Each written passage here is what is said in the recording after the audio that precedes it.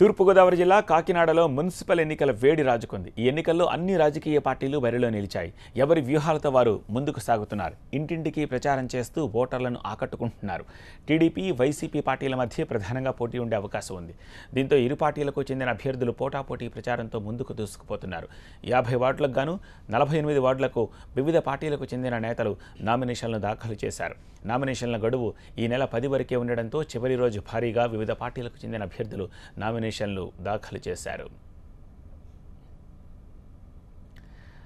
Kakinada corporation ఎన్నికలు సాధారణ ఎన్నికలను తలపిస్తున్నాయి. పార్టీ టికెట్లు రాని కొందరు అభ్యర్థులు కొన్ని వార్డులకు రెబల్స్గా నామినేషన్లు దాఖలు చేశారు. అంతేకాదు ఇండిపెండెంట్గా మరికొందరు నామినేషన్ చేశారు.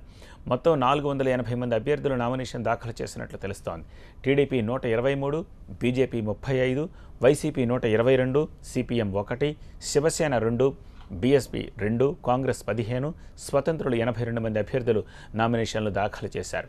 కాకినాడ ఎన్నికల్లో మేయర్ పీఠం జనరల్ మహిళకు రిజర్వ్ అయ్యింది. దీంతో కాపు సామాజిక వర్గానికి చెందిన మహిళకే మేయర్ పదవి అంటూ టీడీపీ, వైసీపీ పార్టీలు ఇప్పటికే ప్రకటించినట్టు సమాచారం.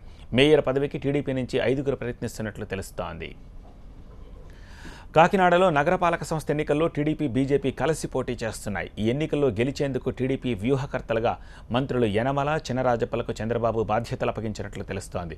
ఇక వైసీపీ నుంచి విజయసాయిరెడ్డి, చెవిరెడ్డి భాస్కర్కి బాధ్యతలు అప్పగించింది వైసీపీ. అయితే టీడీపీకి చెందిన అభ్యర్థులు చంద్రబాబు అభివృద్ధిని ప్రచారం చేస్తూ ఉంటే వైసీపీ అభ్యర్థులు జగన్ నవరత్నాల్ని ప్రజల్లోకి తీసుకెళ్తున్నారు. 40వ వార్డు తెలుగుదేశం అభ్యర్థిగా నామినేషన్ దాఖలు చేశాను.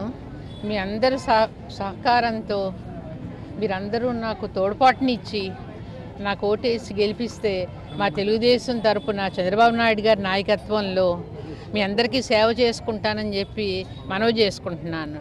మీ అందరికీ అందుబాటులో ఉంటూ ఎప్పుడు కావాల్సి వచ్చినా నేను అందుబాటులోనే ఉంటాను. నా పేరు రాగిరెడ్డి చంద్రకళా దీప్తి అండి. నేను ఫ్రూటీ కుమార్ గారు సతీమణి. నేను మా ఆయన గారు ఫ్రూటీ కుమార్ గారు చేసిన 30వ డివిజన్లో కార్యక్రమాలు, అభివృద్ధులు అన్నీ దృష్టిలో పెట్టుకుని పోటీలో దిగుతున్నామండి. జగన్మోహన్ రెడ్డి గారు ప్రవేశపెట్టిన నవరత్న పథకాలని అమల్లో పెట్టి వైఎస్ఆర్సీపీని గెలిపించవలసింది. కాకినాడ కార్పొరేషన్లో జనసేన పార్టీ మాత్రం ఏ పార్టీకి చెందిన అభ్యర్థులకు మద్దతు ప్రకటించలేదు. ఈ ఎన్నికల్లో గెలుపుపై ఆయా పార్టీల అభ్యర్థులు ధీమా వ్యక్తం చేస్తున్నారు. ఓటరు దేవుళ్లను ప్రసన్నం చేసుకునేందుకు తీవ్రంగా ప్రయత్నిస్తున్నారు. అభ్యర్థులు ఇంటింటి ప్రచారం నిర్వహిస్తున్నారు. నా పేరు శంకర పావని. తెలుగుదేశం పార్టీ మహిళలకు ఎంతో ప్రాధాన్యత ఇస్తూ ఉంటుంది. అలాంటి పార్టీలో ఒక మహిళగా నాకు ఒక అవకాశం ఇచ్చినందుకు తెలుగుదేశం పార్టీ చేసిన అభివృద్ధి కార్యక్రమాలను ఇన్స్పిరేషన్గా తీసుకొని ఇంకా సేవ చేద్దామనే ఉద్దేశంతో ఈ పార్టీలోకి వచ్చాను.